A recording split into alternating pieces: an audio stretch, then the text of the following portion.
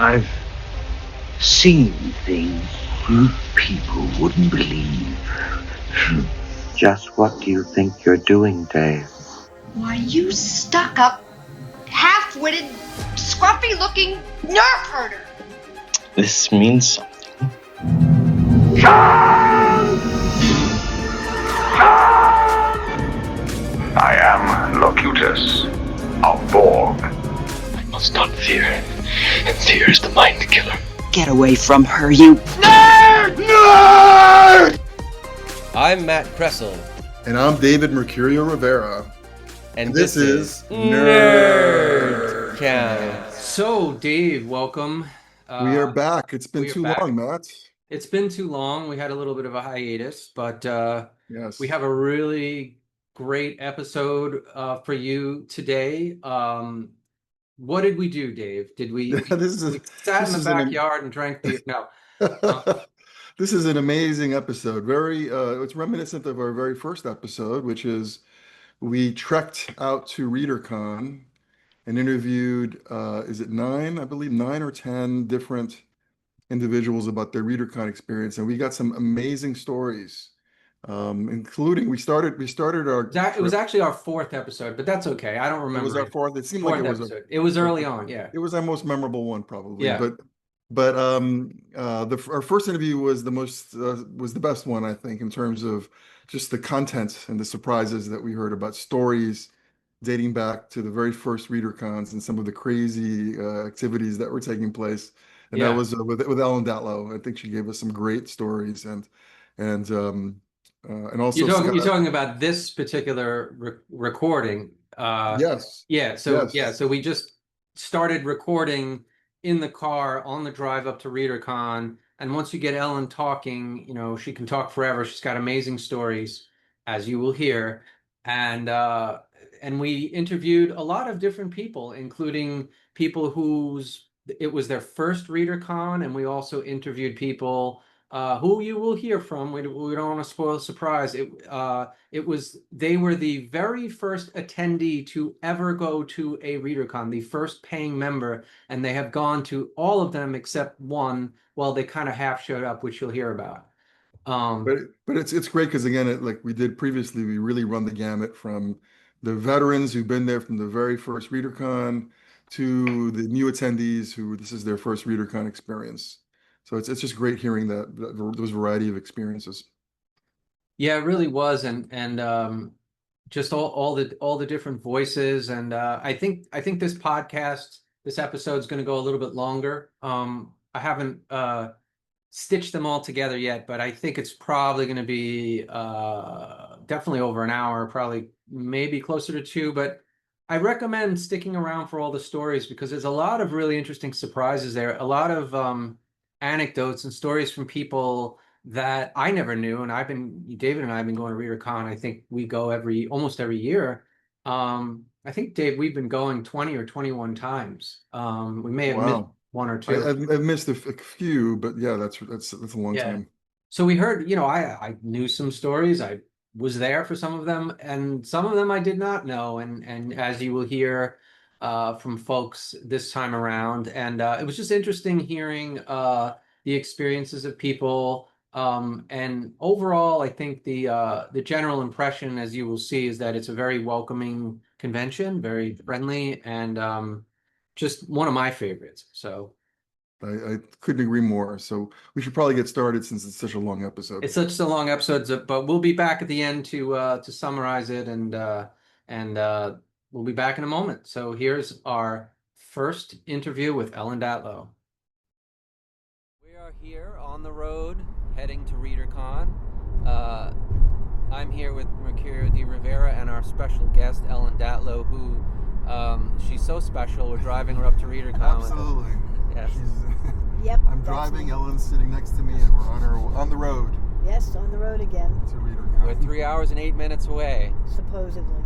To Readercon. So, Ellen, we do this thing where we ask people at Readercon, although we're not at Readercon yet. Do you remember your first Readercon? What was it like? I don't remember at all. I mean, I've been going since the very beginning, I think, and I remember some highlights, including when I was guest of honor. And I had a suite that had a throne, almost like A what? A throne. A throne. Yeah, I mean, it had this chair Oh, that was. was it for like a wedding, maybe? No, it was in my room. Just for you? It was, yeah. And that was the Readercon where I was rooming. Pat Cadigan was in town. We were rooming together, and I had an impromptu party in my room because it was so big, and I had a, what do you call it when you have like spray in your bathtub? I mean, it's like a hot tub, but it's not really. You know, it's like a little thing. Sauna hot tub. Yeah, but it's not. You know, it's just your bathtub. But anyway, I remember David Hartwell and I went into the bathtub and talking for a while, and then Terry Bisson got. Is this what you guys did in the back in the day? You guys yeah. all got in hot tubs together? When you had them, sure. Yeah. So anyway, Terry Bisson was drunk as a skunk. He was in my hot tub for hours, and Pat and I wanted to go to bed or go to sleep, and I didn't want to leave Terry in the bathtub. I was afraid he'd drown, and his wife Judy would kill me. Yeah. So I got Rob Kilheffer. I got him to take Terry out of the tub, naked, to his room. I don't know where his. So you guys were all in the tub naked. Well, not all together at the same time. I was with David at the same time, but Terry was on his own and giggling a lot. Were you guys on substances other than alcohol? I was, and Terry was on alcohol. Yeah. I'm sure I was on nothing. I try to be very professional at conventions.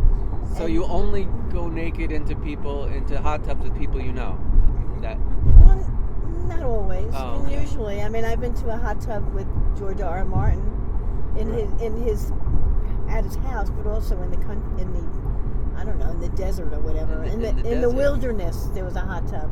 Not a hot tub, hot springs. Just, there were hot springs. In the middle of the wilderness. No, we went to hot springs and there were strangers in there.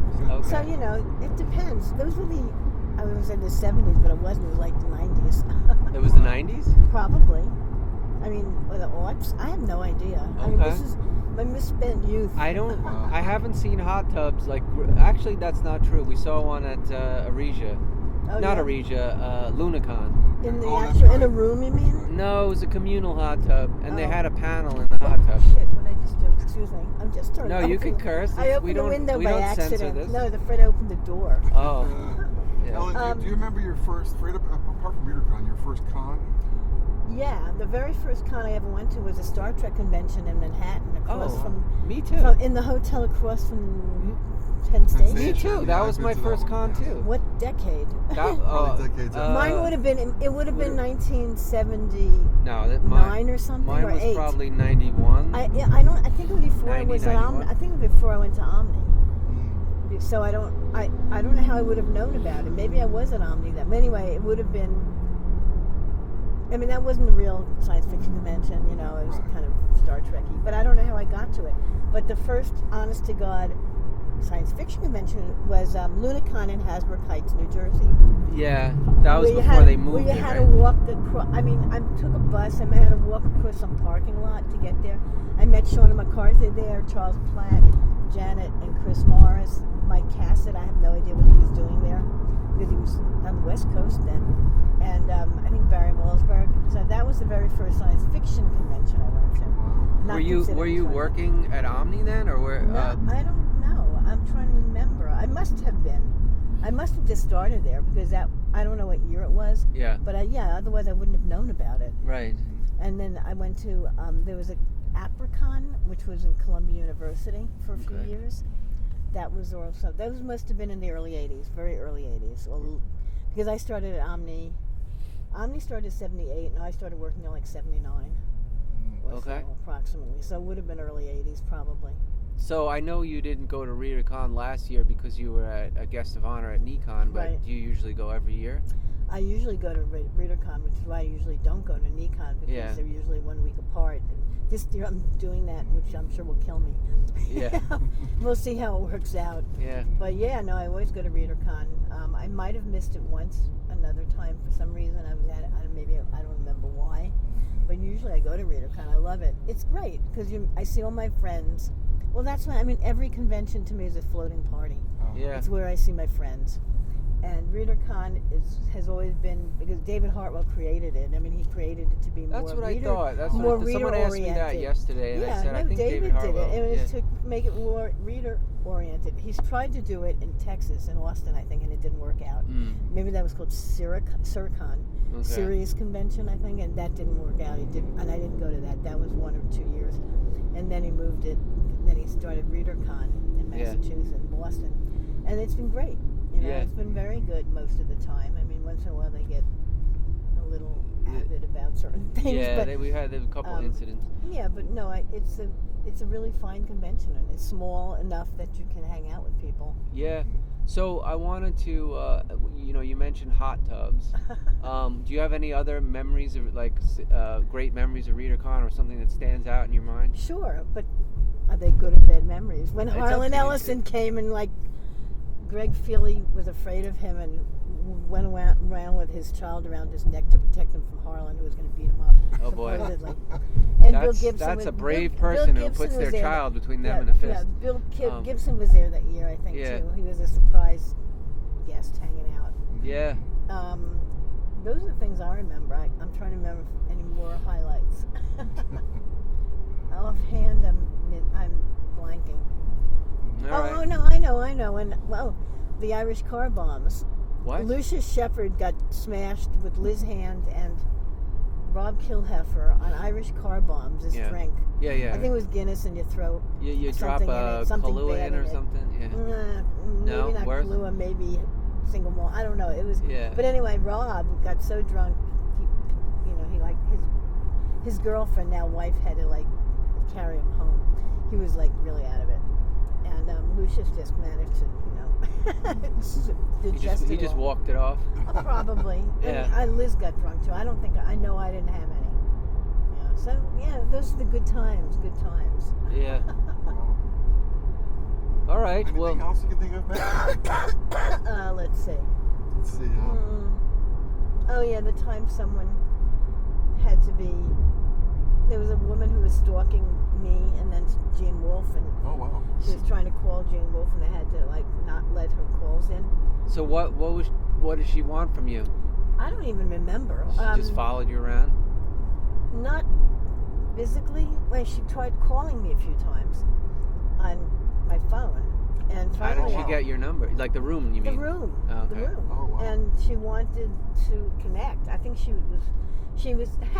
said they let her out of the institution so she could come to read. I said, Oh, oh my great. Oh, nice. Yeah. Yeah, right. And every once in a while, I would run. Well, I met her a few years before, and she wanted to take a picture of me. I said, sure, anyone, I don't care. But then I would see her periodically. This is something scandalous. Maybe it shouldn't. Well, I don't know her name, so it doesn't matter, I guess. But then she would show up, and I'd forget that it was a nutcase, and talk to her until I suddenly realized, oh shit, here I am with the nutcase again. And because I kept forgetting that it was her, because she initially kind of presents as normal for 5 seconds. Right. And then, but anyway, at Readercon, she called me. She was harassing someone else, Jennifer Pellin. She was calling, yelling at her for something. I don't even remember what. That she was a bad person, she was evil. I was like, what? And then she started calling me and said, oh, I got permission to blah, blah, blah. And I don't even remember what she wanted from me. I'm not sure she wanted anything, but I didn't want to talk to her. I knew that. So, you have a lot of stalkers?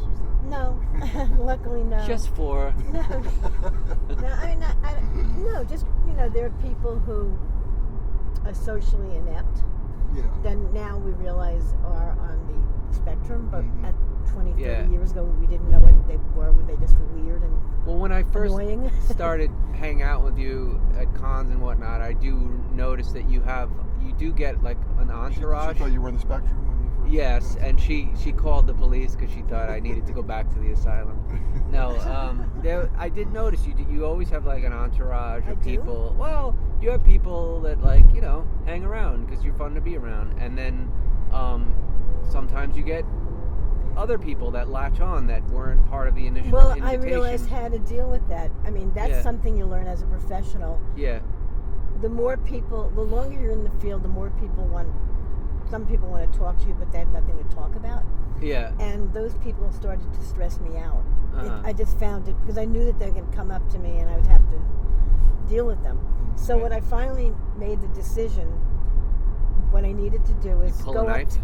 Go up to them first, approach them, talk to them for 5 minutes, and then they'd leave me alone the rest of the that's convention. clever. Look at that. Yeah, I mean, that's how I realized that's how I deal with it. Yeah. And some of them are just, they don't know how to interact with people. And Right. as I said, they're on the spectrum, but at that point, there were no term for that. Right. They were just weird and like not offensive exactly, Just but they in didn't, your face. They didn't understand social cues necessarily. Right, or Yeah. what do you call it? Boundaries. Personal boundaries, yeah.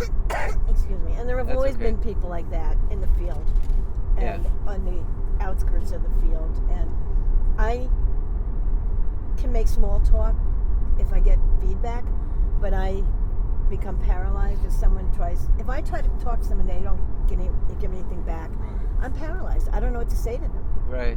And it makes it very awkward for everybody. And I assume they want something from me, but they can't even tell me what it is. You know? Yeah. You know, and that's really sad. But I was like, and I know I should give them more grace. And no, I've seen you interact with I never once felt that you were like mean to somebody. You know, I never no. You always handle it gracefully, and from what I've seen, you know. You've missed the part. I missed some things. Okay, that's what. I do also remember, I think it may have been at Readercon, like a panel went over by like 2 minutes, and then you burst into the room, you're like, you're done, you're over, stop it. And I'm like, all right. I remember that, yeah. It's like, my panel's next, go away. Yeah, you know, like, get out. You're 10 minutes over, stop it. Do another panel if you want. Yeah. Oh, one of the most fun panels I came up with, Maria Devana Headley and I came up with, Bad Influences panel. Yeah. That was just a brainstorm where we wanted to get several women of different ages and different backgrounds and ethnicities to talk about what the bad influences they had growing up, mostly reading. Oh. You know, what did you read that really fucked you up, that you were reading too young and stuff like Lolita or Marquis de Sade. But anyway, so we had a really, really great panel. It was really a lot of fun, and someone was thinking of doing it again. It's like, well, you have to get different people, and I'm not going to be on another. I've done it. We've done it. It's been done. It was fun. It was great. But you can't repeat the same thing with the same people. No. If you want to do it, then you get other people. And one person didn't understand the remit at all. She didn't get it. I mean, she just didn't understand what we were trying to do. Yeah. And I think she might have dropped out anyway, which is a good thing. Yeah. Because it's like, no, that's not what we're talking about. So what panels are you on this Readercon? I'm only on one panel, and I don't remember what it is. Probably editing.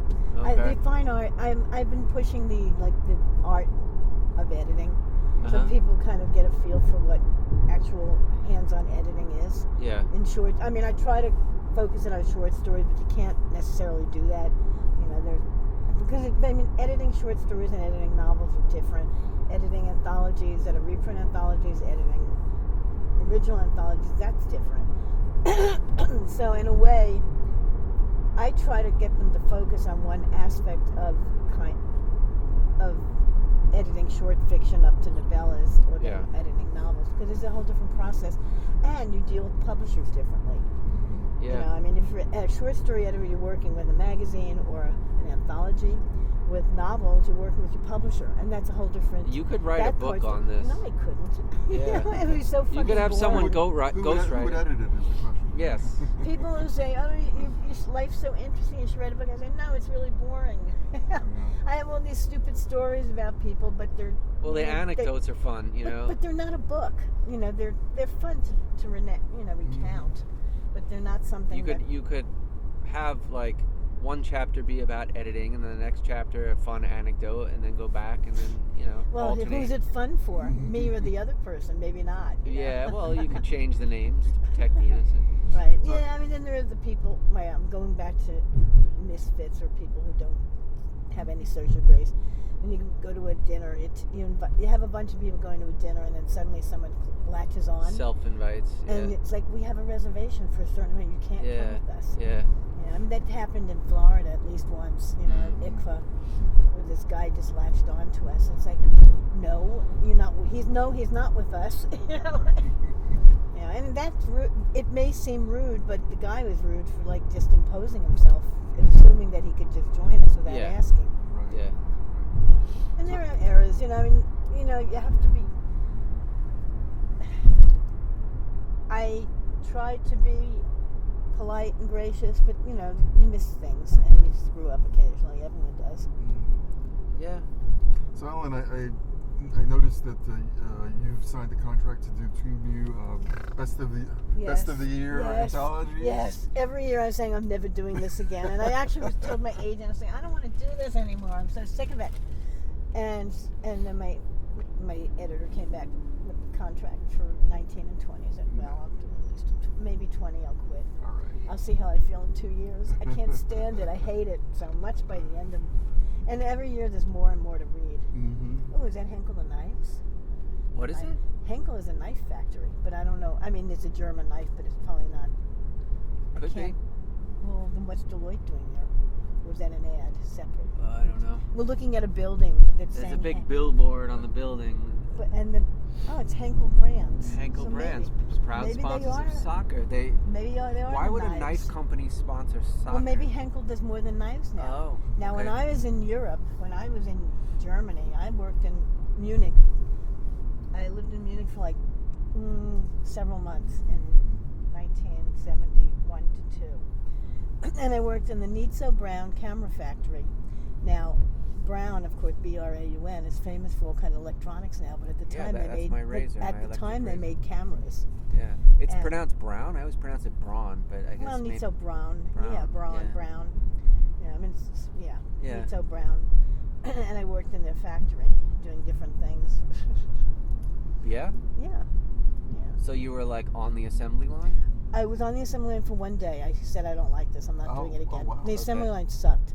No, it was in the machine room where you would I don't know what we were doing, solder wires, and all this acid would jump on us. We didn't know. I can't picture you soldering wires. I'm not sure what we were doing, but I mean, it hurt, but it didn't show any burns. It's not like it burned your skin, but you felt it. It was splash on you. Yeah. And we did that for a while. Mildly toxic. Yeah, right. I mean, I don't know how toxic it was. I don't know. I did that for a while. What I ended up working in the kitchen and washing 36 tables twice a day. In the Braun factory? Yes. Oh. Well, for the cafeteria. Right. That I like, but the assembly line really sucked. Yeah. I mean, it's like we all worked there without papers. I mean, it was like Christmas time, and they hired a bunch of English-speaking people. Yeah, because they're like, get them to do the work with the toxic acid. Yeah, right. But then after working there, I was the only one not fired. I was able to stay longer. Okay. But then I actually got working papers and worked in various. My first job that I was fired from was in Germany. When I was hired, a temp agency hired me to go to some office block and type up. I told them I didn't speak that much German. I mean, I never took German in school. I was tutored in it to speak enough to get around. Right. But I couldn't read it. I had no skills in it. So anyway, I was hired to type up these sheets, information sheets with, carbon copies. Oh, yeah. All right? And I was a shitty typist to begin with. I've always been a shitty typist. I type slow, I'm bad. I type fast, I'm bad. It doesn't matter. And of course, I'd mess up. I was fired by noon. I was so happy. I was so relieved to get out. And it turns out an American I met later in a different job through that temp agency, same thing happened to her. And she probably spoke German better than I did, but she was fired by noon. Wow. Alan, pulling back a second, what were you doing in Germany? Well, my aunt lived there after the war. She went to work for the government. So you were delivering packages late at night. I visited her a few years during college. Excuse me, summers. I went to visit her in Wiesbaden. And then I wanted to go. Well, I actually hoped after college I applied for grad school in London College or something, but I had no money. I said, you got to pay my way. It's like, they never responded. Yeah. But I decided to go to Europe for a year anyway, which I did, and I started. She wasn't there anymore by the time I went for a year. But I wanted to go back to, and she lived in Wiesbaden. I always wanted to go to Oktoberfest. And I did, not realizing that Oktoberfest ended September 30th. I got there October 3rd. Oh no. Yeah, so anyway, but I was in Europe in various places for a year, and I stayed in Munich for like several months working, because I realized I was going to hitchhike, but it was getting too cold. It was October. So I stayed in Munich for the winter and met a whole bunch of people, and then in the spring started hitchhiking around various places. That's a whole nother thing. Wow, that's amazing. Yeah. Very adventurous. Yeah, it was great. And it was really comfortable then. People took care of each other, and you would meet the same people from country to country on the road. And it was very safe. It was really, really safe. Of course, there was no internet, no email. Yeah. And you couldn't make phone calls. It was too expensive. I would send postcards home every few days. And to contact people, if you wanted to meet them, send postcards. Say, I'll meet you in Oslo at such and such date. And it actually worked out. Wow. So, yeah. But anyway, that's a whole other life. Very cool. Well, thanks for that story. We're gonna end it here because we are gonna try to interview blitzkrieg interview, to use a German word, a bunch of people at Readercon this weekend. And so thank you, Ellen, for participating. Thanks, Ellen. Thank you for letting me bloviate. Absolutely. Always bloviate anytime. And we will see you in the next interview. All right. Great. All right, thanks. All right, we're here with Ken Schneyer here at Readercon Familiar 2026. From many cons. Ken, Many cons. tell us about yourself. Who are you and what do you do? Well, I'm a short fiction writer, and I've been published most places, and I have a collection called Anthems Outside Time and Other Strange Voices. And I'm also a professor of humanities, and I do all kinds of other stuff. So that's who I am. Well, just for some background, we're sitting in the courtyard at the Marriott, at the Burlington Marriott, outside of Boston at Readercon, and we're, as you can hear around this, there's a lot of activity. It's Saturday afternoon, and we're talking to all these great writers and editors and attendees. Yeah, and David and I keep, like, we've been busy and we've been forgetting to interview people, so we're like, got to do it now before the weekend ends. So we're happy to get to sit down with Ken here, who's been a friend of ours for a long time. A long time. Yeah. I mean, you could also, because I noticed that Benjamin Rosenbaum has his mouth full right over there. And you could interview him while he's chewing, kind of like Scott Edelman with his eating the fantastic. Right. So, do you have any? First of all, tell us. Do you remember your first Readercon? When was it? Okay. It was the summer of 2010. Yeah. The summer, and I think that's when I met you. Actually, they were pretty close to that. And how did you hear about it? Yeah. Through Elizabeth Hand. Okay. Liz Hand. Liz was one of my teachers at Clarion in 2009, and she waxed very romantic about Readercon and how she came to her first Readercon and was all nervous and scared, and this is a young writer, and how within the first hour she'd been there, Chip Delaney had like waved her over to come to his table, and she felt welcomed immediately. So that's why I think that's a common theme that we hear from people is how welcoming this convention is, and there's no. And that was our first experience at Readercon. In fact, we all played that game Mafia with Chip Delaney and Jonathan. We played Mafia with Chip Delaney. And Jonathan and Jonathan Latham and Kelly Link.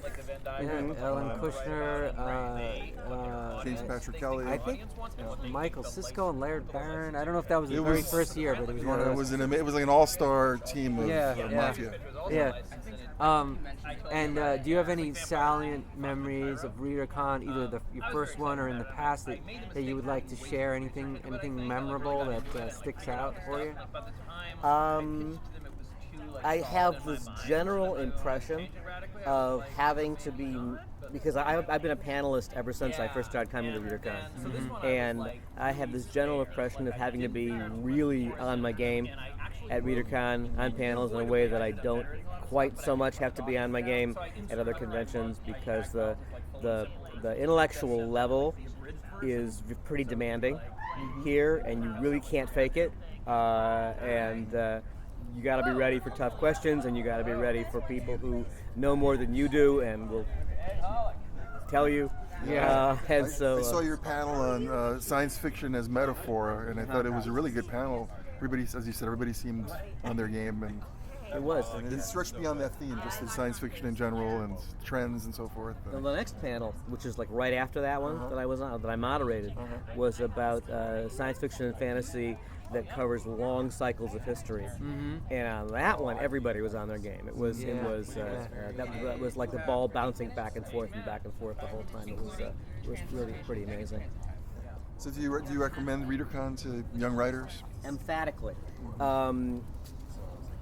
I don't want to go too far afield in my responses, but convention in any field, not just science fiction writing, but in any field, going to a meeting of people who are already doing what you want to do is one of the fastest ways to learn how to do it and to get interpolated into the community and to have a support group. I feel like after my first few conventions, I knew 10 times as many writers as I had known before then, and not just to talk to, but people who would actually answer your phone calls, answer your questions, and collaborate with you, and give you advice, and spontaneously say, hey, have you heard of this market? Do you want to submit to it? It's brand new. Or hey, I've got this market. I mean, when I first met you, you were an editor, right? Yeah. Well, in 2010, I think that was the last issue of Civil's Garage. Issue 7. Yeah. And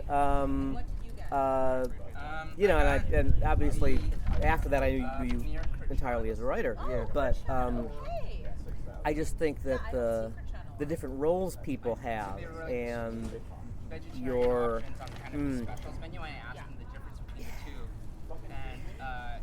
I don't make friends easily, and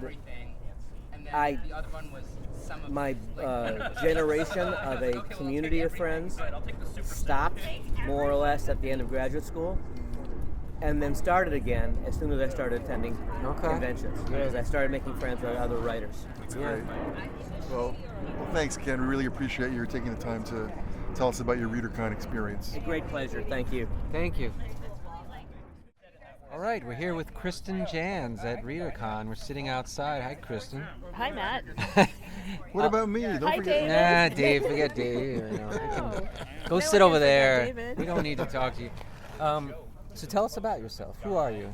So I am one of the editors and publishers of the online fiction magazine Mysterian. We publish fantasy, science fiction, and horror that is about Christianity in some way, but not necessarily from a Christian perspective or by Christian authors. And you're also a writer as well. I am, yes. The magazine took over my life the last few years, and I'm just trying to get back into writing this summer. But I've had a few short stories published in places like Escape Pod, Daily Science Fiction, and On Spec. Yeah, there's an aircraft flying over. I'm hoping the mic isn't getting saturated. Here's a question. I think I ask you this every year, and I always forget the answer. How did we first meet you? At Readercon. It was at Readercon. It was at Readercon in 2005. I think it was my first Readercon. That may have been our first Readercon. Was it 2005? I think it might be. Yeah, it was. So I don't remember who exactly was in this panel, but I was in the audience for a panel. It wasn't really a panel. It was just one guy lecturing, and I thought he was really obnoxious and got up about halfway through the panel and left, and a couple other people got up from the panel. I don't remember if so we met with mutual disgust. Yes, we were mutually disgusted for a Readercon panel, and I don't remember if it was either of you that was there or other people from your writers group. But we all gathered in the lobby and complained about how terrible the panel had been, and then went to the bar and spent most of the afternoon in the bar. That sounds like us, complaining and going to the bar.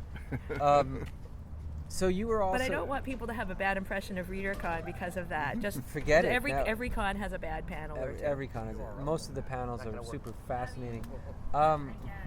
So you were telling me earlier and it's fine if you don't want to talk about it, but you're moving. You do the magazine, but you're also going to do some books.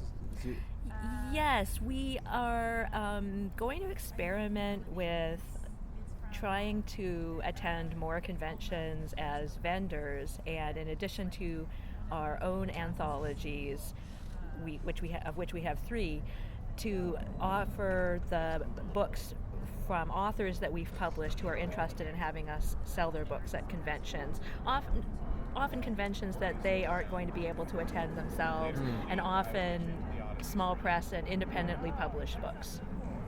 That's pretty great. And are you excited to get into that area? Is it? I am excited. It's an experiment, and I don't know how well it's going to work or how long it will last. I think that in publishing and book selling, you don't expect to make a lot of money, or maybe any money, but there's a limit to how much money one wants to lose. The old adage, how do you make a small fortune in book publishing? Start with a large one. Yeah, exactly. But so I remember you we used to throw room parties. We don't post-COVID. You do very few room parties. Yes, I was going to mention the swimming pool. Swimming pool. Yes, we used to gather at the swimming pool. Altered fluid in fluid. Take an altered fluid in fluid. That was our writing group, or is our writing group, but we don't. And I remember Kristin being in the pool with us. Yeah. In those early photos. Yeah. Yes. I remember. And it was not a hot tub, for those who've heard the interview with Ellen. It was just a pool. I think there was a sauna though too. Wasn't there? Oh, wait a second. Oh wait, there was a sauna. Never mind. That's right. There is a sauna. Here. It was at this hotel. Yes. There used to be a sauna here? There is, down in the gym. So what I was going to say is I remember that you had bartended for us. Yes. Correct me if I'm wrong, but you made a drink called the Aviation. Yes. It's actually not the version that I tend to make is not the original Aviation. Yeah. Because one of the key ingredients for the original Aviation was impossible to find for a long time. So everyone would make it without it was creme yvette or creme de violette. Yes. So everyone would make it with just gin, lemon juice, and maraschino liqueur. Yeah. So that was always the way that I made it. And then once the creme de violette became more available, I tried it a couple of times with that, and I like You like yours better. I like it better without. There was someone last night outside here talking about the Aviation, and apparently he tracked down one of the few places that could make the original, and I think he said the similar thing. Well, we'll have to connect you two if I see him later, and you guys can talk about Aviation. But I just remember that you made these amazing drinks for us, and we had some great room parties. Do you have any other great Readercon memories, or maybe not so great? Maybe more stories of disgust? No, none that I necessarily want to share on a podcast. Okay, gotcha. At any rate, but I've always enjoyed Readercon. I honestly go to very few panels at Readercon. I think because I know so many people that I spend all of my time wandering around encountering people that I know, and I never really get to any of the panels. I hear they're good. Yeah, that's my problem too. Is I end up being busy and miss a lot of stuff that I really want to see. There's a lot going on, and there aren't that many tracks, but there's enough where you kind of tend to miss stuff. But sometimes the primary purpose of cons becomes to just catch up with old friends. Yeah. And also connecting with other writers and publishers. For example, you had Ken Schneyer on the podcast earlier. No, we're going to delete that one. I know him through probably Readercon or other Boston conventions, and we published a story of his. Yeah. So World Fantasy Con. World Fantasy. Oh, yeah. Okay. That's. We were right. We were on a panel together at the World Fantasy Convention. Whoa! You don't allow discussions about other panels. We don't talk about World Fantasy. We'll pretend it was Readercon. Come on. So for us as editors, it's a good place to let people know that our magazine exists and encourage them to send us stories. Yeah. We pay 8 cents a word, by the way. That's good. That's pro rates. Okay, Mysterion. Mysteriononline.com. Okay. All right, there you go. Excuse the airplane flying over. Thank you, Thanks, Kristin. Kristin. Thanks. All right. See you. All right, we're here with P. Djèlí Clark. We've nabbed a big name here because he happens to be a guest of honor. The guest of honor, that's Yes. right. Way out at the Marriott Burlington, coming to you in front of the Chops Italian Steakhouse and Bar. How's everybody doing? Everybody's doing good. So, first off, why don't you tell us a little bit about yourself? You probably don't need an introduction for those who may not have heard of you. Yeah, so P. Djèlí Clark. I write science fiction and stuff. Probably I write various forms of speculative fiction. I do a lot of counterfactual alternate histories people know me for. Works like A Master of Jinn or Ring Shout, but I also love fantasy. And so I've done things like The Dead Cattail Assassins, the book with the absurd name, as well as a few other short stories. Cool. So, do you remember, by any chance, your first Readercon? I do. Okay. My first Readercon was 2016. Okay. 2016 was interesting because that was the year I was actually doing a, oh no, I've messed that up. I flubbed it. It was not 2016. Yes. Okay. It was 2015. 15. All in right. 2015 in the summer, it was my last year of my PhD program Okay. because I'm a historian, and I was actually doing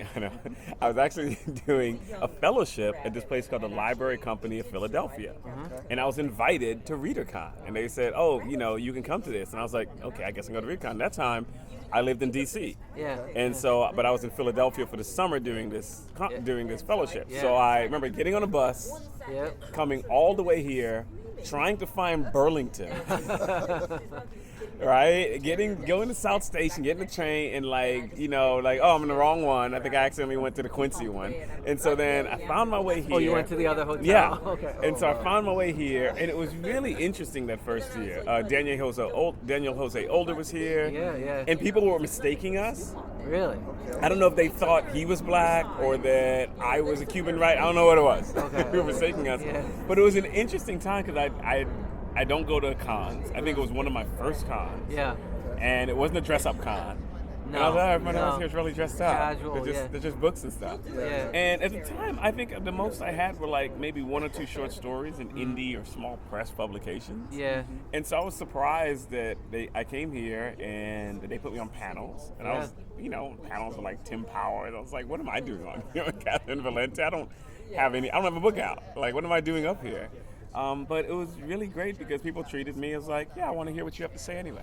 Well, that's a common theme that we hear from a lot of people, that Readercon has this special thing where there's no real hierarchy, Right. where it's like you just come and you hang out and you can be as nerdy as you want with everybody, and there's like, it's just like everybody's, like you said, it's casual. I mean, sure, you can wear a suit if you want to. Right. I might wear one tonight for Shirley Jackson. But it was just this calm atmosphere, and it was really good because, again, probably I'm trying to think back. This might have been my first con that I'd gone to, and so it was a good. I always tell people, Readercon is a good entrance con. If you're uncertain what a con is like, it was just small enough. You find yourself schmoozing and talking to people who are, like big name legend authors, as well as regular folks. Everybody's accessible. That's the big Yeah, difference. as well as people like you who are still hustling with your mixtape, trying to make it in the door. Well, bring the You got to mixtapes. meet- We you got want to the meet them mixtapes. all, That's what right? makes it So interesting. that was great. So have you been coming to Readercon every year since, or did you miss any? Not every year. So soon it would end up changing over to the Quincy spot. And so I was there several years.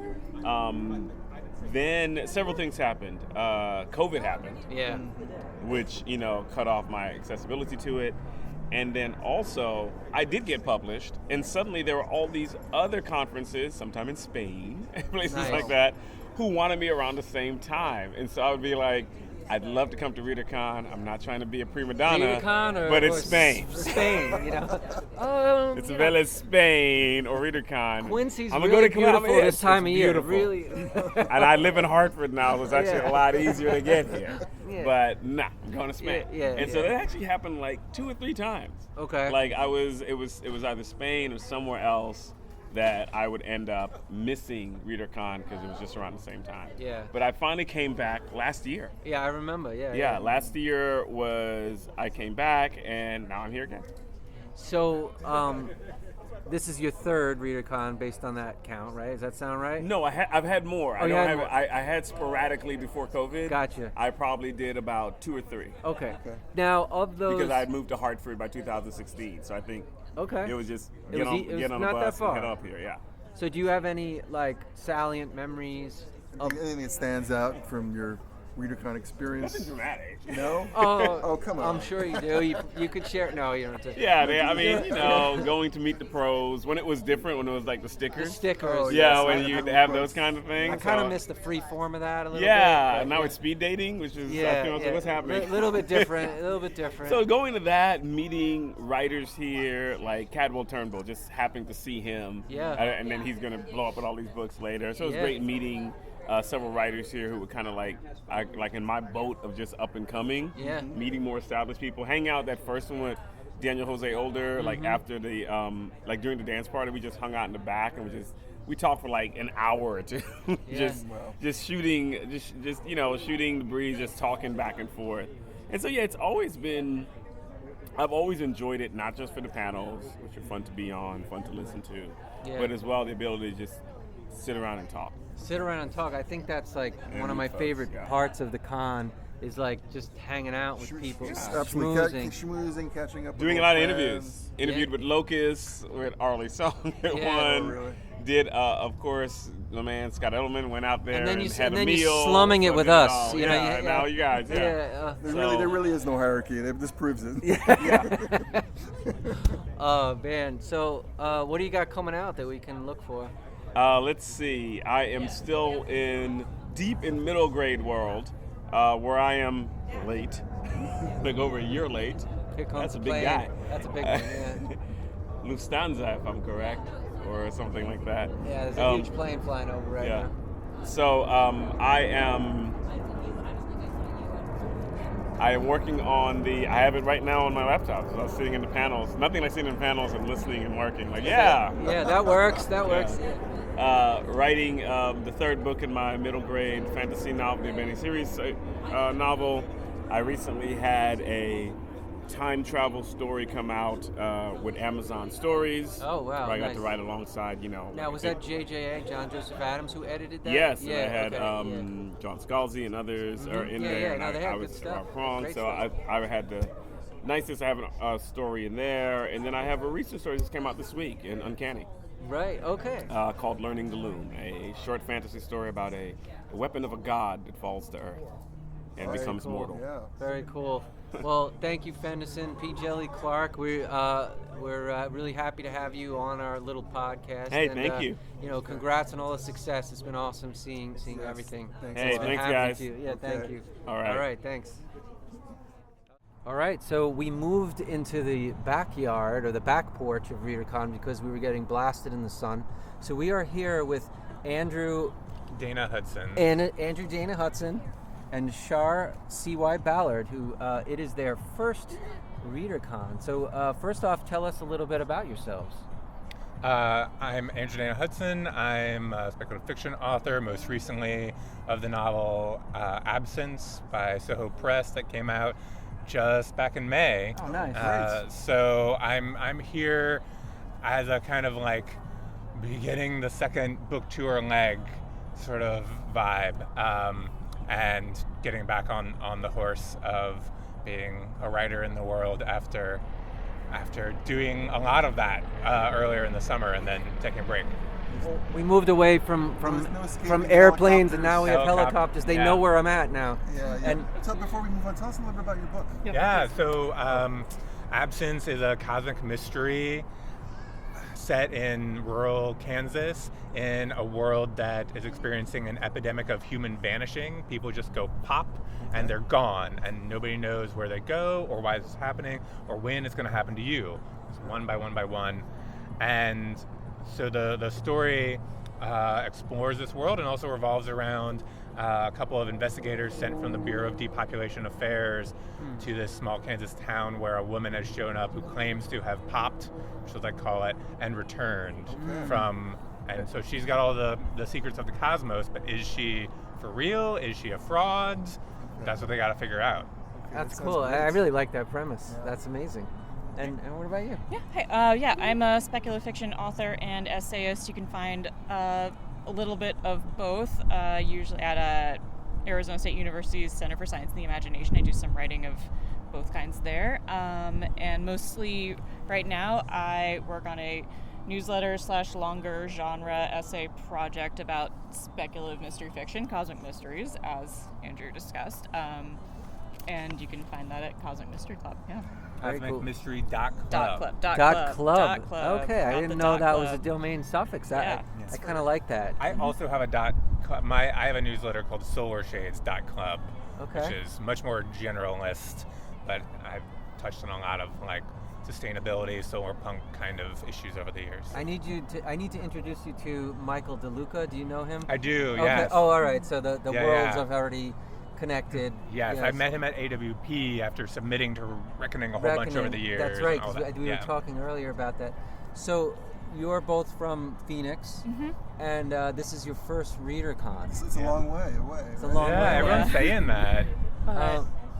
Tell us about your experience. What brought you out here? I mean, why Readercon? We just heard really good things about it over the years from various like smart writers that we know, and wanted to check it out. And any excuse to get out of Phoenix in July is really welcome. Yeah, and a lot of the titles I'd been looking at for talking about this genre project ended up being Shirley Jackson Award winners or nominees. So just gonna figure out what's going on in the water here. Yeah, the Shirley Jackson awards and nominees are consistently amazing.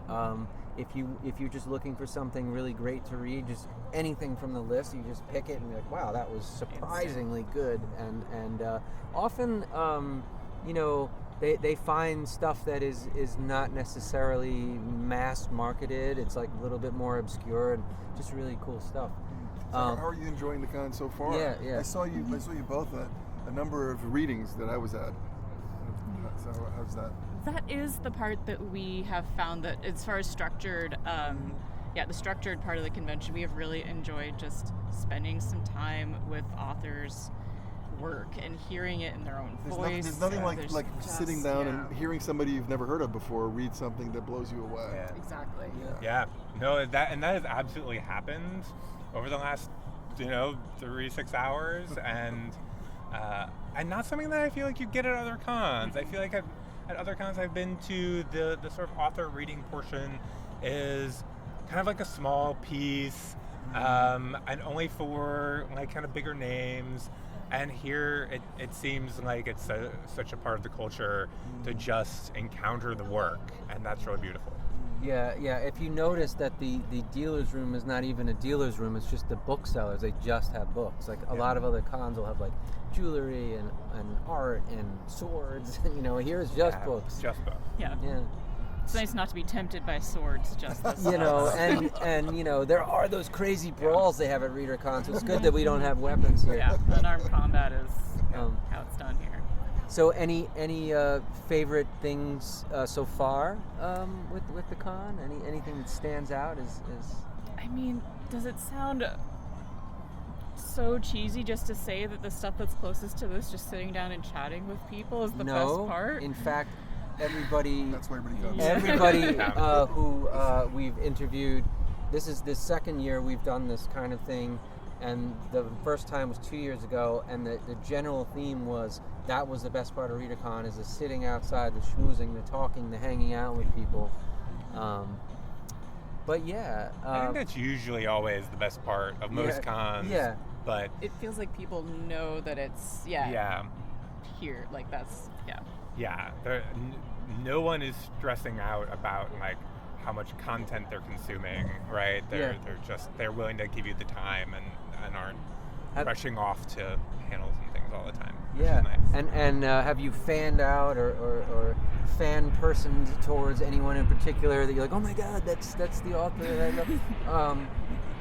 I went to Elizabeth Baer's reading, and that was fun. She's great. And has done so much really interesting stuff, and so it was cool to like hear her voice and be able to connect that to some of her work. Yeah, that's great. What about yourself? I feel like this is going to be the con that starts a lot of my future fanning out moments. Okay. Yeah. Very cool, very cool. Well, we're glad you're having an awesome first time at Readercon. Come back, we love it here. So I think David and I figured out that if you don't count the COVID year where they skipped and I think this is either our 19th or 20th Readercon, which is kind of insane. It is. It's hard to believe all that time has passed. I mean, the first con was when, 2005 or so? 2005, and then there was the COVID gap year, and then I think they went on hiatus one year because they were just like, it's too much. And then we're back, and we're better than ever. But really glad to get to speak to you both. And thanks for coming on our podcast. Our pleasure. All right, thanks. All right, we're here with Victor Manibo. Victor, welcome. Hey, Victor. Hi, thanks for having me. So tell us a little bit about yourself. So I am a Filipino novelist living in New York. I'm the author of science fiction novels The Sleepless and Escape Velocity, and my latest is a gothic horror called The Villa Once Beloved. It came out November 2025 from Erewhon Books. Yes, we had Fran Wild on a few months back, and she spoke very highly of it. Oh, thank you. Yes, and we had a chance to hear a little bit of your reading of it at KGB. At KG. Well, no, that was you read. Oh, which I one? read Escape Velocity at KGB a couple years back, and the one I read most recently is an upcoming project. Oh, that's right. It's going to be out in 2028, so it's going to be a little bit longer. But the name of which was still in the works. It's still in the works, so it's probably not good to publicize it. But at KGB, I was happy to share it to that crowd. Yeah, I won't announce it for you, but I will just say that the name you gave was everyone cheered. Everyone thought it was great. I love the response, and that's the kind of response that every author wants to get. So it was great. So you got to just get it past the PR department. Yeah, the publishing houses, they have their own thought processes and priorities. I just want a fun, snappy title that people cheer for. Yeah. So, do you remember your first Readercon? Yes, I remember it vividly because it was only last year. Okay. So I am fairly new to Readercon. My day job, I always have at around this time of year a big lawyer conference that I must attend. And last year, including this year, it just so happened that it didn't coincide.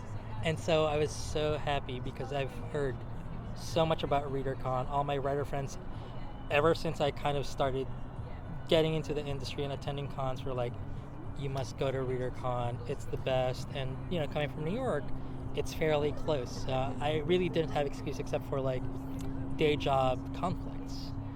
So my first Readercon was last year. And it was great. It was everything that I was told it would be, and that I expected it to be, and more. Yeah. So do you have any salient memories or anything in particular about that last year or this year that... Yeah, so last year I was on a panel about billionaires and how they're portrayed in science fiction. And, the times that we were living in last year, and even now, that's something that everybody gets heated and passionate about. It's something that I wrote about in my second novel, Escape Velocity, and I just remember that panel. It was my first Readercon panel ever.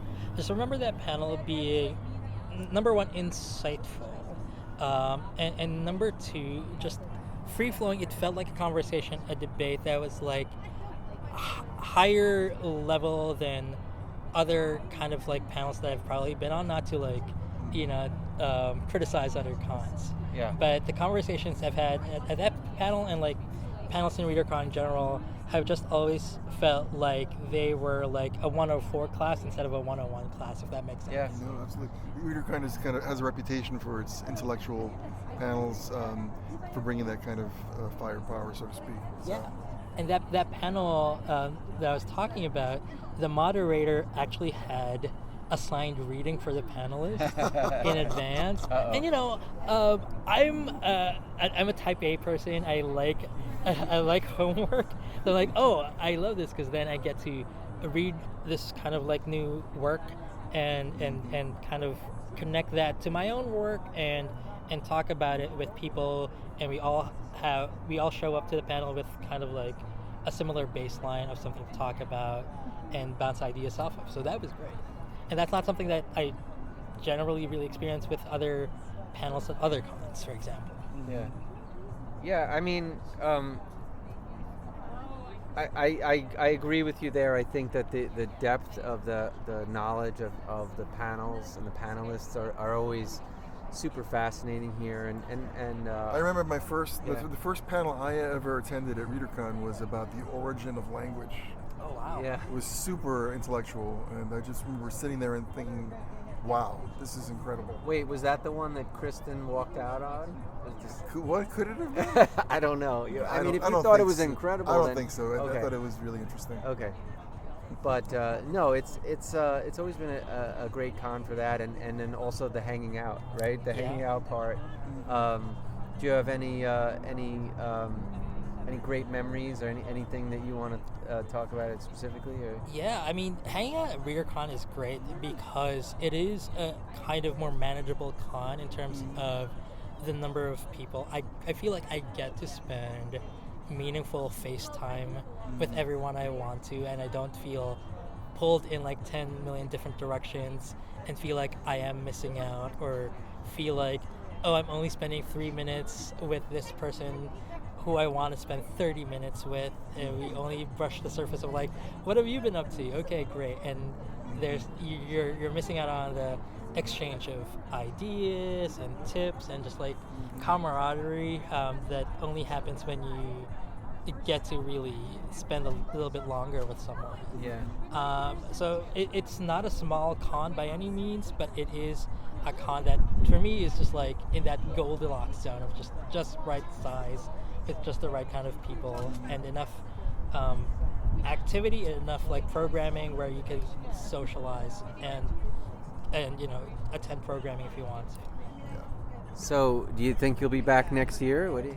Absolutely. I think this is going to be one of my go-to cons. Number one, it's close, right? Yeah. It's close to New York, but also it's invaluable to just again have that kind of like high-level conversations in the programming, and also the opportunity to have longer socializing in like a really nice setting also. Yeah.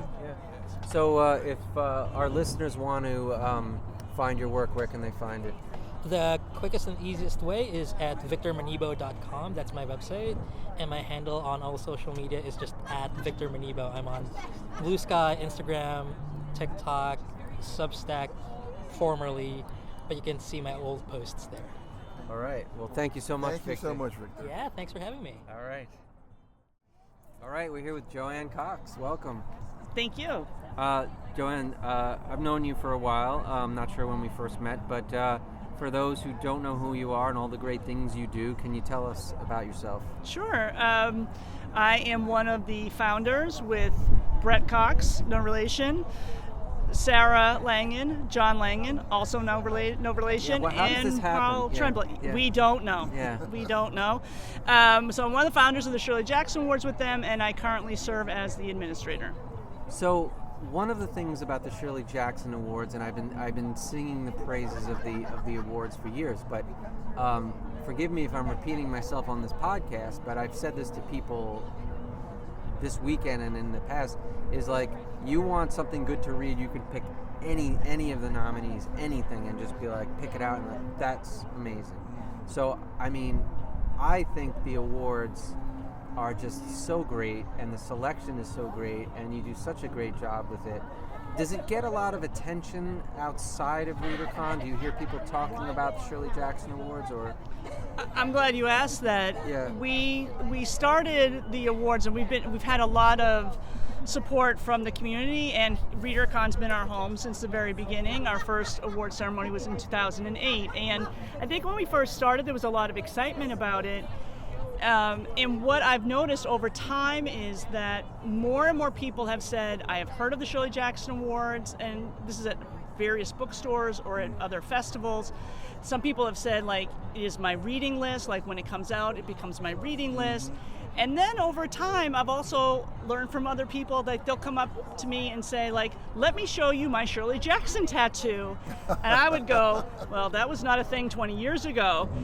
So I can just see how not just the Shirley Jackson Awards has, in my mind, we're trying to continue to fulfill our mission, which is to promote the legacy of Shirley Jackson and just amazing works of, the uncanny, eerie, dark fiction. I know people that don't normally write dark fiction, but want to write a lot of dark fiction just so they can get a rock. So tell us about the rock that you give to the nominees. One of the things that the first year it came up, and I was thinking how we were all thinking sort of we want to sort of recognize the nominees in a way, not just in a celebratory verbal press release, website release, whatever. What else can we just sort of give them as a token? And it sort of became obvious that it had to be a rock. And when I am asked why a rock, because there are people that do ask why a rock, and usually they may be slightly removed from the horror community, you go, well, there's this story called The Lottery, and if you haven't read it, here's the link to the New Yorker. So that's really where it came from. And I think there are some people that when I give them the rock, or actually it's usually Brett that gives them the rock, they are genuinely either just they take a step back, they want to enjoy that moment, or they didn't realize that they get a rock just for being a nominee. That's right. And the rock says on it, "You rock." No, those are those are special. Those are rocks. the old ones. Those are the You Rock rocks. I got it. You gave me a You Rock rock because you did something on behalf of the Shirley Jackson Awards, and we wanted to thank you. So you also get a rock. I get a rock. You got a rock. I get you stoned. get a rock. We all get a rock. We all get a rock. Well, the awards debuted in 2008. Was that your first Readercon, or did you come before that? No, my first Readercon was before that. I don't know when. I was actually intimidated, I think, to come to Readercon for 3 years because I felt like the reputation was you have to have read a lot of books before you even get there. So I think there was a couple of years where I had heard of it. There's a bouncer. How many books have you read? Yes, exactly. But I remember the first one I went to was in Waltham, and I remember coming up the escalator and David Hartwell was playing on his keyboard. That is actually my first memory of Readercon. That tracks. Oh, wow. Wait, yes. so it was in Waltham? It was in Waltham. So that was, I think, my first was 2005. So this was. It would have been before that. Okay. Yeah. Yeah. Mm-hmm. And then here in Burlington and Quincy, I've been going ever since. Probably, and I'm surprised that I hadn't met as many people. I didn't realize Scott Edelman has been coming every year. I didn't actually meet him at any of those earlier ones, and so the year he came, he wasn't able to come and had his cardboard cutout. That was definitely I do remember that was that. definitely a fun year. The flat Scott year. Yeah. Yes. So any great memories of Readercon that you want to share? Yeah. So obviously the highlight for me that also is somewhat stressful for me is the Shirley Jackson Award ceremony. It used to be on Sunday mornings. It's now on Saturday evenings. But I remember specifically one year, all of us, the founders, were walking down the hall in our finest to go into the room, one of the program rooms, because the rooms all turn over still. So it's, we're just still part of the convention. And I think there was some comments as we were walking by with the awards, there's the cabal. And it was just sort of a strange thing. But I think overall, nothing sort of, to me, prepares me for just the genuine enjoyment and just the community spirit in the room of the ceremony, even if I have technical problems. But when all the nominees are there, it really is a celebration of what writers are writing and what the community is reading. And when the winners are there and they get announced, they're amazing, just overwhelming. The faces, the reactions that they themselves have, but also that the audience has for them to celebrate them is tremendous. And just briefly tell us a little bit about the decision to switch from Sunday to Saturday. That was not our decision. That was, okay. I mean, I'm glad we're glad that they did it. Yeah. It's Readercon decided to give us a Saturday night event. They felt it should be an anchor event. Focus, yeah. Yeah, and it worked. It's been I prefer it on Saturday night. I think a lot of people prefer it on Saturday night, and it does have more of that evening something that like an evening event brings. It brings a little bit of that energy to the event too. Because I felt always on Saturday, it was like, Sunday when I went to the ceremony, it was like, you get the awards or you see the ceremony and then everyone's rushing to go home. Yep. And this way, like, the winners can sort of, hang out and you can talk to the winners and you can talk about the nominees and talk about the ceremony. It gives you that breathing space, I think, Mm-hmm. and people can dress up and because they, Right, it's like it does give you that time to sort of collect your thoughts because it's right after sort of like more of there is a slight dinner break, or some people take a dinner break, and then you can get dressed up. You can just have that moment and walk into the room, have that ceremony, that party feel, and then go out actually and party. Yeah. So anything else that you would like to plug or announce? Like, for example, the Shirley Jackson website is shirleyjacksonawards.org. Yes, it is. And anything else you would like to mention? We're on Facebook, Instagram, and Blue Sky. We do have a YouTube channel, which is where we'll be live streaming the awards, and I occasionally put up some videos there. Yeah. I will be making an appearance at Spooktastic, which will be taking place in the fall, and next year it will be actually the 20th year for the awards. Really? Oh, wow. Yeah, okay. Yeah. Very cool. It's very exciting. Well, it's an amazing award, and the ceremonies are always great. I really love them, and so happy to have you on our Nerd Camp podcast. Thanks so much. Thank you, Thank JoAnn. you. Thank you. Thanks. Yep. All right, we're here with Michael Cisco. Michael, welcome. We landed a really impressive one this time. I would say, yes. Michael's very impressive. Yes, I am. Yes, I am. Yes, very, very impressive. So, Michael, tell us a little bit about yourself. Okay, well, I'm a writer and a teacher. I teach in New York City. I've been publishing for a minute. Published my first book in 1999. I have I've been doing it ever since. So I've got a dozen horror and fantasy novels and a bunch of stories, and I've got a book about weird fiction that I wrote. I'm always impressed by like, you're a writer, I feel, that is not afraid to do things that everyone else is like, no. Like, like write bad books. No, I don't mean or it that the way reader. At all. No. I mean in a way that, like, I find kind of fearless, which I like, and I follow the weird Reddit forum, and your name comes up all the time. Like I see like, oh, Michael Cisco. Where do I start reading Mike? Yes. Where do I find him? What's his address? That bum. Yeah. So yeah, we're here at Readercon. So we've been asking people first of all, do you remember your first Readercon? Yeah, that would have been, I think, also in either Worcester or Waltham. It was 99. Okay.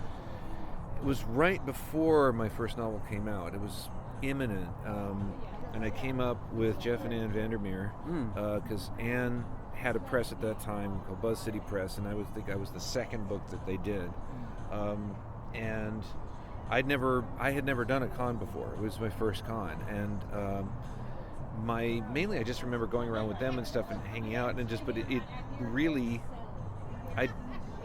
I'd never experienced what it was like to be, because for me, being a writer had been sort of strictly,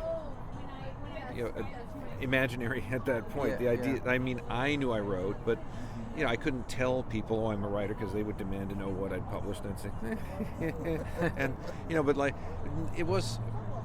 This is a thing that hooked me immediately. That people, I don't need to laboriously explain what I mean when I say I'm a writer to anyone here. Yeah. It's like, oh, you like Stephen King, right? You like that? It's like, well, yeah. Not exactly. And I don't have to do that here. And people, I can say I'm a writer, and people understand. Okay, I'm not telling people I'm God or King of the world, and I'm not putting on airs. You get it, I get it, and that immediately, I wasn't used to feeling that much at home with other people. Yeah. People who cared about the same stuff I cared about, and wanted to talk about these books, and I'd be tipping them off to what I was reading, they'd be tipping me off to what they were reading, and it was like I kept coming back. Yeah. You Michael, are inextricably a figure that's tied to my own past at Readercon, which is, I remember the first time that we appeared here, which was in 2005 or so. Yeah. We played those long games of Mafia. Yes. And I remember that's where I first met you, and it was like Kelly Link and James Patrick Kelly, and it was a whole gallery of all-star Jonathan writers. Lethem, Chip Delaney. Yes. Chip Delaney, who was uncannily good at it, by the way. Yes. And Yes. Lethem was the only one who was ever better. I mean, and it's Lethem actually played us all pretty did. handily. Yeah, he That did. bastard. He did. Do you want to tell your story about how you were humiliated in Mafia? Yeah, let me humiliate myself. Yeah. I will tell the shortest version I can. There's a part of the game where everyone, Lethem was like, let's go around the circle and everyone say if you're Mafia or not. So my theory was those who are Mafia already know who else is, so they're not going to be paying attention. Mm-hmm. So I watched everyone's eyes, and I noticed that 3 people were not looking. They were just kind of, Mm-hmm. biting their nails, looking at their phone or whatever. It might have been before social media, but like they were not paying attention. And so I tried to explain this to Lethem, but this was 2005. That was my first Readercon and my first writing convention. And so I was so nervous. So as I'm explaining to Lethem, I'm like kind of nervous, like I'm stuttering, and like he's like, you don't know what the hell you're talking about. Your eyes are rolling up in your head. You don't know what you're saying. You're such an idiot. Really. He called you an idiot? Yes. Call me stupid. Call me stupid. He did call you stupid. It was in the heat of the moment. It was in the heat of the moment, and could you calm down? And so, like, my cheeks are on fire. Turns out, two of the 3 I guessed were actually Mafia. It turned out I was right. So, you were obsessed. About I was very upset because I was like, oh my God, this game puts you back in front of all these people. Puts you back in the mindset of like junior high. Exactly. I'm like, oh my God, I was shamed in front of everybody. Matt's telling me this the next day, and I'm like, that day, was last night. Yeah, so we were at like a coffee shop. Everybody's forgotten about that. And like Dunkin' Donuts, and we're waiting online for coffee. And I'm like, I feel, and you're like, don't worry about it. It's fine. No one thought you were Everyone stupid. was drunk anyway. Nobody's gonna remember that. Yeah. Right as he says that, James Patrick Kelly walks up. He goes, I don't think you're stupid, Matt.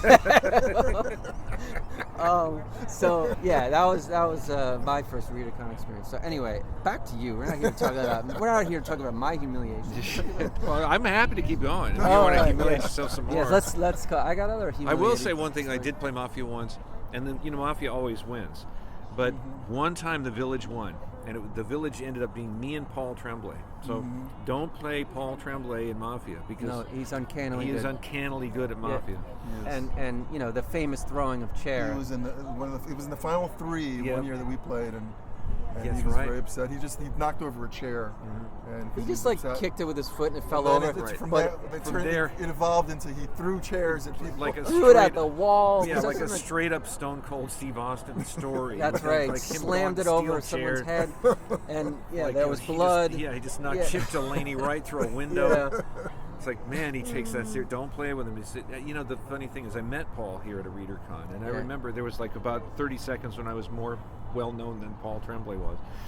But that was one of the things that he would comment on. Others people would too. That how welcoming it was, and how like you could be a total newbie and just walk in the room and everybody just would flag you over and like sit down and talk with us. It's totally fine. We're not here to puff ourselves up, and that was one of the other great things about it. Is and I made a lot of lasting friendships out of coming to Readercon. Yeah, absolutely. Do you have any other memories of Readercon that you would like to share with us? Oh man, I got a fair number. Yeah. How much time have you got? I mean, I've been coming here since '99, so I've missed a couple. So I think maybe I've done 25 Readercons. Yeah. So there's the time I saw Liz Hand drinking Irish car bombs with Lucius Shepard. Oh, Ellen was talking about that, wasn't she? Right. Yeah, and she was matching him drink for drink. And Lucius was not a small guy. Yeah. There was a time when I was just watching Lucius Shepard and Jeff Ford talk to each other. These two it was like a kaiju battle. Like these two giants talking to each other, both mental in terms of talent, character, and also physical scale. I did talk to Lucius after that night when he'd been drinking with Liz Hand, and I asked him, you doing okay this morning? And he just sort of looked at me under his eyebrows and said, I'm amazingly resilient. And so there was that. There was a time when Caitlin Kiernan came a few times, and she Yeah. would sort of hold court. And I remember one occasion, Shirley Jackson's daughter comes in, and she waves Caitlin aside into another room. Caitlin comes back into the room, like shaken and in tears. And apparently Shirley Jackson's daughter, I forget which one it was. Which was the one who came to the... I don't know. She had apparently had her mother's cremains with her. Oh, wow. And had shown them to Caitlin, and it said, "Take a piece." Oh, wow. Really? Now, I didn't see this happen. This is all by reportage, but evidently Caitlin Kiernan has a piece of Shirley Jackson, and so I mean, that's both cool and weird. And should I somehow, maybe edit this out? What? Somehow appropriate. So so you might edit that out. I don't know, but it's like the Mafia games. I still remember vividly. There was a lot of good programming, but also there was a lot of wonderful stuff behind the scenes that happened. So much so that it's hard for me to recall everything. Seeing Octavia Butler, just like walking by, it's like, I'm way too chicken to talk to her, but that's Octavia Butler. Yeah. Or it's like, that's Gene Wolfe. Yep. I'm looking at Gene Wolfe. There goes Harlan Ellison. I have a subpoena in my hand for some reason. But there he goes. And so, seeing all these like massive giants going around and just hanging out and talking with Samuel Delaney. Like, I'm just having a conversation. Yeah. Just like you do with Samuel R. Delaney. The guy who wrote Dahlgren is paying attention to me. Yeah. And like that was, those are irreplaceable. And and also people I didn't know, that weren't like superstars, but people like they now are, like Tremblay, Langan, and so forth. I got to know them here, and it's like they're now good friends. Yeah, I think we met Tremblay and Langan here. That's where we met. Before Pretty sure I met Laird here too. Yeah, Laird. And so and when he used to come out, and it's like, and these are still people I consider friends. Yes. Whether they consider me friends. Yeah, that's another story. Yeah.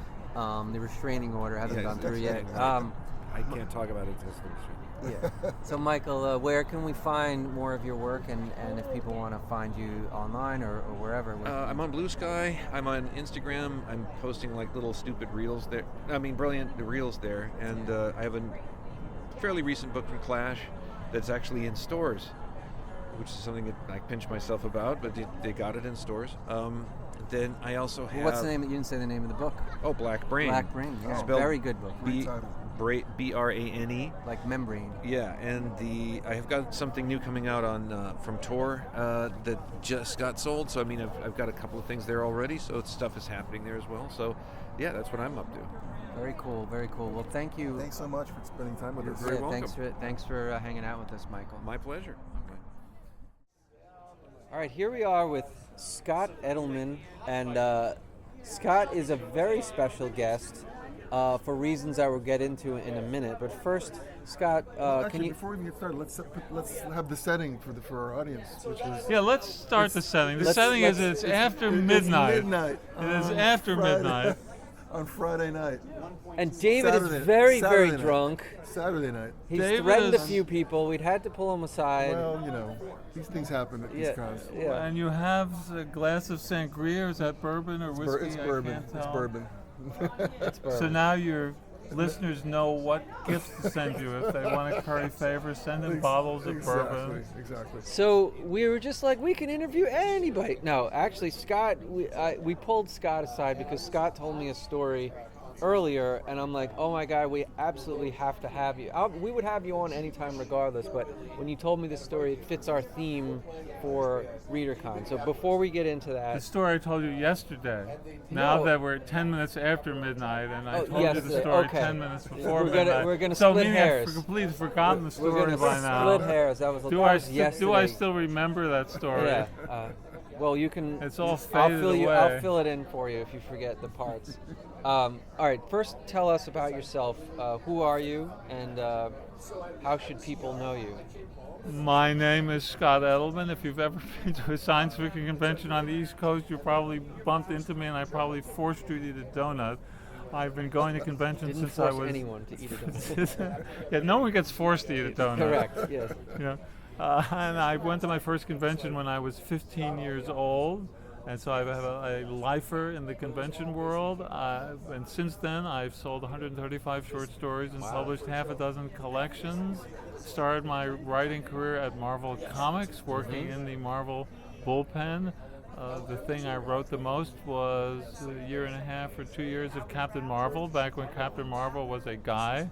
If people can remember back that far, that shows how old I am. Captain Marvel was a guy, really. And I edited Science Fiction Age magazine for 8 years, got nominated for Hugos for that.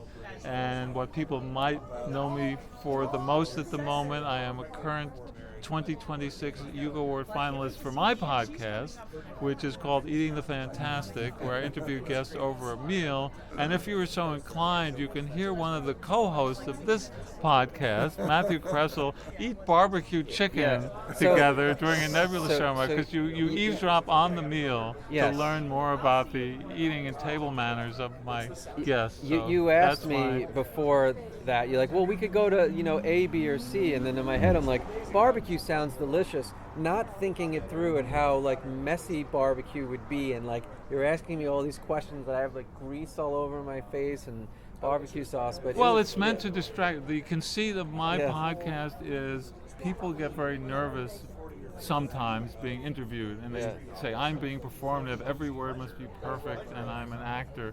And if you're eating, you don't have brain cells left over, and you get to see the real person a little bit more, and they relax maybe a little bit more. So that's a conceit of the podcast. I will point out about my podcast, unlike the perfect audio you're hearing now, the first 7 years of my podcast and the most recent 3 years of my podcast are very different, but that would go into technical aspects. It's not what we're here to discuss. I've seen Scott's equipment. It's much fancier than the equipment that we are currently using. Given that you were in the Marvel bullpen, I feel like a particular affinity towards you, because Marvel Comics made up a major part of my childhood. At the age of 7, I started collecting comic books, including mostly Marvel Comics. I'm now, 61 years old, and I have 110 or so boxes of comics in my attic. Oh, a few of mine are probably in there. I bet since I, like I said, when I was 7 years old, I started. Plus, going to the shows, I'd buy the old books as well, so I have quite a collection. And to think that I'm sitting with somebody who's in the Marvel bullpen is very special. Saw Stan Lee every day. And and my first conventions were comic book conventions, but to bring it around, to wrap us off this tangential aside of all the conventions. We love tangents. This is an important tangent. Of all the conventions I've attended over my lifetime, Readercon, this convention that we are now past midnight at, is my favorite of all the conventions I've ever been to. This is the 35th Readercon, as I understand it.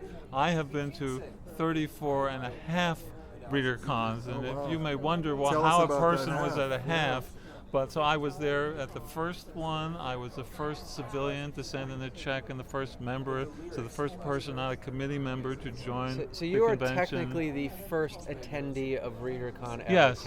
Other than the committee members.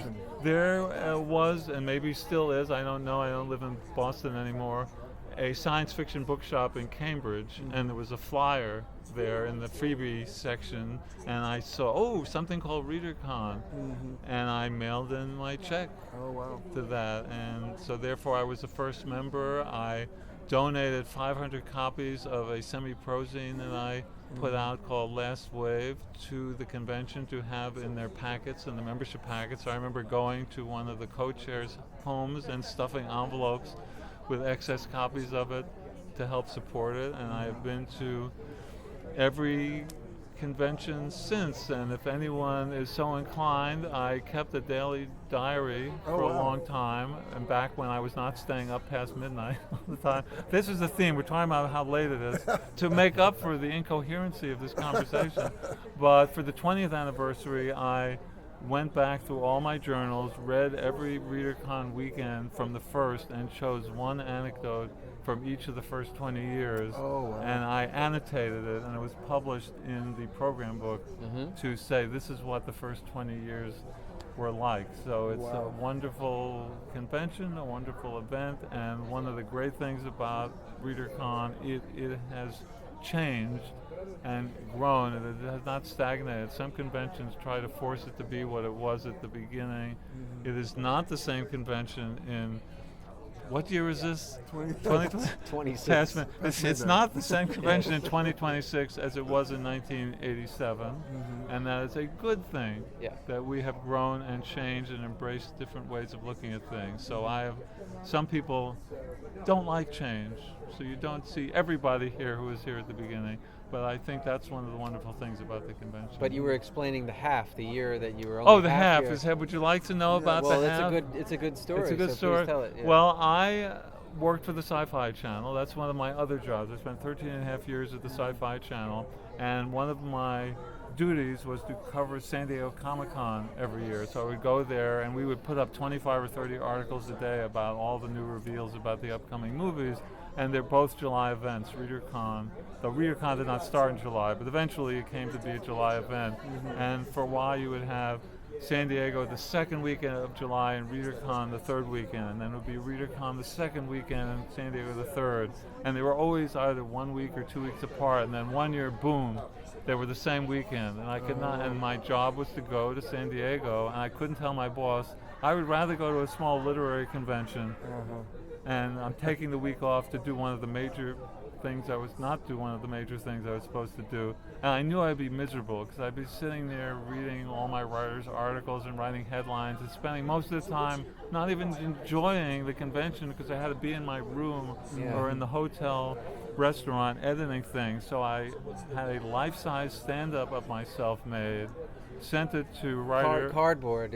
One of those cardboard fold-outs. Okay. I had my wife take a photo of me sort of standing there with my arms crossed, wearing a shirt that had a Superman symbol with a Cthulhu on it instead of the red S. And I had it made, and I'm 6'4", so I had this cardboard life-size thing, sent it to Paul DiFilippo, said, bring it to Readercon. Don't let anyone know what's going to happen. Just have it appear by registration with a note that says, Scott is very sad. He's just missed what would have been his 23rd, or whatever the number is. Take a photo with him. I do remember that. Email him the photo. Hashtag it so he'll find it. And all through that weekend, 3 or 4 days of me working ridiculously hard, every hour or so, another photo would turn up. I think there were a few Hartwell ties on it. I have about 80 photos. Yeah. I was brought on stage for the opening ceremonies. I was brought on stage for the Coca-Colans. We had an event for Meet the Pros where all the professional writers were given sentences on little sticky notes and we handed them out. They were plastered all over me. And the following year, people wanted to recreate with the real me the same photo they had taken the year before. So I have some photos of people hugging my fake flat self and then the following year hugging the real me to sort of finish the circle. So that's why I say now this is the 35th, so I've been at 34 and a half. That I don't think no one else has gotten to 35, no one else has gotten to 34 and a half, but that's how much I love this event and this community and hanging out until 2 or 3 in the morning. I don't think we're going to see the sunrise here. It's been a long time, but of all the conventions I saw the sunrise after partying, Readercon is the sun-risingest. Is that a new word? The convention at which I have most often seen the sunrise off in the distance across the parking lot and saying, man, that was a good time chatting until dawn. So we can record another 4 or 5 hours. We got 5 more hours. Oh, we're going to record till dawn. That's right. I'd see how much battery and we got space. Last little story. I think the first time I ever saw you was at Readercon, and you were standing right over there. We're in front of the Marriott Hotel, and you were chopping into a durian fruit with a machete in front of a crowd of people. And that was the first time I think I had even heard of a durian. And you were saying this is illegal to cut open in Asian hotels because it smells so terrible. Anyone want some? And then you proceeded to hack it up with a machete. For people who don't know what a durian is, it's the smelliest fruit. And I think it was responsible for more human deaths than any fruit. Because imagine a spiky cantaloupe that if it fell off a tree would brain you and kill you. But it is, Thailand, the Philippines, other places like that, it's a delicacy. But it is quite odoriferous, And there are signs in public transportation, no durians, and hotels the way we're used to at hotels here. If you smoke in the room, we'll charge you $250 to fumigate the room. They have that for durian. And the reason I would serve it here is I was at a Nebula Awards ceremony with Paolo Bacigalupi, who lived over there. We got into a discussion about durian, and I said, oh, I'm going to be at Balticon next week. I'll get us a durian, and we'll crack it open. So 3 or 4 different conventions I have brought durian to, and you don't eat it inside the hotel. You go outside with it. And we had about 30 people outside and hotel employees coming to have durian. I brought durian, breath mints, water to clean your palate. How does it taste? And it is the smell that's foul and the taste that is for people who are not used to it. And the thing to remember, any food, to say it tastes weird, it doesn't taste weird. What it tastes is we don't know what it is. There are people who grew up with it to whom the feeling of a durian is like us if mom made us tomato soup or something. That is all warmth and hugs and everything. But what it tastes like to me is if you took pineapple and onion and mashed them together, so it has that stringiness of pineapple. So it's just unfamiliar to our palates. But it can smell like an open sewer, and smell is such a big component to what the taste feels like, so you have to get used to that. So there's an H Mart, the Asian supermarket, just 2 miles down the road from this convention, and maybe next year we'll do durian again. Maybe it might be time to go back to the durian. Yeah, it's for the 40th anniversary of. You switched to donuts now, right? That's right now, Durian flavored donut. I have donuts. There are a couple dozen donuts out there that I've quartered, so we have enough to go around. That's your thing that we didn't even speak about, is that you like to bring donuts to conventions and you cut them up and you just give them away to people, which is really a nice thing to do. Well, I believe in this community very much. I'm always very careful when I post about going to conventions. I say I can't wait to hang out with my friends and my friends yet to be. Because I do think of this as one big family, and I try to do my best to bring people in to the party while at the same time allowing the people who don't want to be in the party to not be in the party. Someone pointed, I had to learn that. Because at one point I talked about how, if you're all together, don't be a clique. If you see someone sitting on the side, try to bring them in. And someone once said to me, well, I don't want to be brought in. I like just sitting there with a book on the side and reading it. And so I had to sort of change that to say, well, we don't all want the same thing, and we have to be aware of social cues and allow people to enjoy the con the way they are, but at the same time allowing for that and having everyone be happy about being here. So I do try to do that. Again, I've been doing this since I was 15 years old, going to this thing. There are people who I know, who I met at my first convention. There were still 1 or 2 people still around, and comic book people. When I see a comic book convention, I'll just toss that out. Paul Levitz, publisher of DC Comics for a while, wrote Leader Superheroes. I met him when I was 16 and he was 15. So we've known each other forever. There are people who I've known. I don't even remember. Matthew says he remembers me with a machete, over durian. I don't know when I met some of these people I know I've known for 40 years. So we've always been together. So so I bring out donuts. I try and you give back too. I think with your podcast, the Eating the Fantastic. I see like you seek out new and interesting authors or people that you find interesting, and then sometimes I'm not always familiar with the authors, but I'm like, oh, they're really fascinating, and you're one of the best interviewers I've ever heard because you thoroughly read almost the author's entire work, maybe sometimes their entire work, and you ask really deep questions. It's not like the superficial stuff. Like, you ask really things that you can tell that you really thought hard about, and I just think it's just something so valuable, and I think everyone appreciates that you're giving back to the community. Well, it's I feel I want to give people the interview that they deserve to have. We've all done interviews where you said, boy, that person had no idea who I am, and they never read any of my books, and they just have a list of random questions like, if you were a tree, what tree would you be, or something, and they haven't really thought about you. So I want people to get what they deserve, and I want to make sure that the new voices get recognized, And I know some people who only want to interview elder statesmen or something like that. And I said, but on the other hand, wouldn't you love to have had an interview with an elder statesman when they just sold their first story? Sure. So, for instance, one of the episodes I really like doing, Kellen Sparrow, who you may know, we did the interview the day after he handed in the rewrite of his first novel to the agent. It was about to go on submission, meaning the novel had not been sold yet or anything, and now I think there have been 3 novels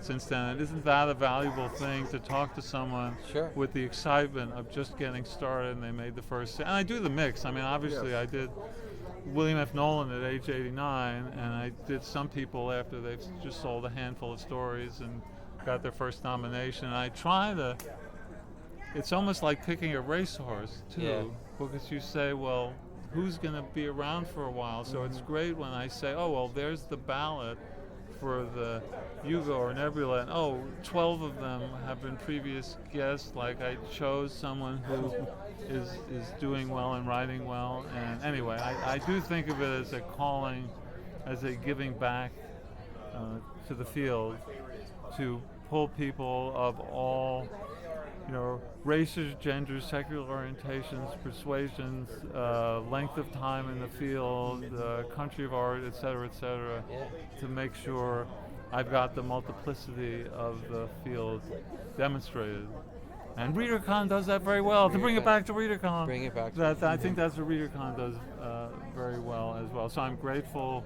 I've done the podcast for more than 10 years now, 286 episodes, 2026 Hugo Award finalist. Yay! Yes, congratulations, well deserved. So I am just absolutely thrilled and stunned. Yeah, well deserved. Yeah. And thank you. And I love listening to your podcast. That's how this conversation began. Yeah. Because I said to Matthew, I made him nervous. You did a sort of quiver when I asked you. I said, Matthew, I'm going to ask you a question that may make you nervous. And of course, when you say that, I thought you were going to ask me a computer question, because that's people always ask me. Like, Windows doesn't work, Matthew. How can you get Windows to work? Can you look at my laptop? No, I said I love your podcast, and there hasn't been an episode for a while. You're still doing it. That's like saying, why haven't you written the story or something? I didn't want to, put him on the spot. And he said, we just recorded an episode, which turns out is this episode, which I'm suddenly now a part of. But I love listening to you. Well, thanks. And we have another one scheduled. We have another guest scheduled for next week, so we're going to get back. Good. I know it's hard to do that. You've got that balance of real life, or do I write a story, or it depends what your writing career demands of you. Luckily, I'm a short story writer, so I'm not a novelist. I was actually thinking of that, and I'm going to comment about that in the introduction to my next episode, that if I were a novelist, I don't think I could do the podcast. That because I'm a short story writer, I'm sort of squeezing things in, but for a novelist, I would need nonstop, perpetual brain without distraction, as opposed to, you talk about research, I'm doing a show, you published 4 novels I haven't read yet, I got to read all of them in order to be ready for this bi-weekly episode.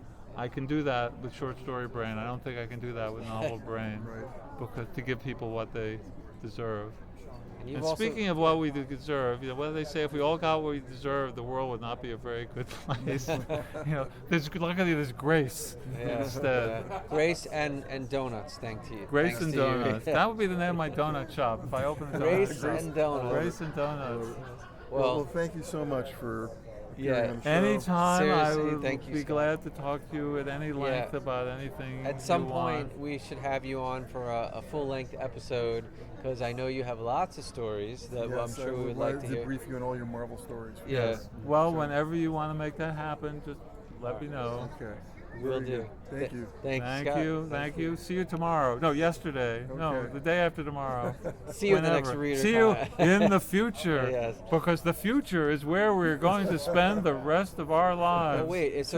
I was just going to say, so we do that. You know it. The thing, the 3, 2, 1, okay, and then, ready? And then what? Then what is it? Okay. Farewell, nerds. Ready? 3, 2, 1. Farewell, nerds. So wow, that was an amazing bunch of stories there, and it really was. I mean, those, especially at the end, Scott Edelman being the first attendee of Readercon, that's an amazing story.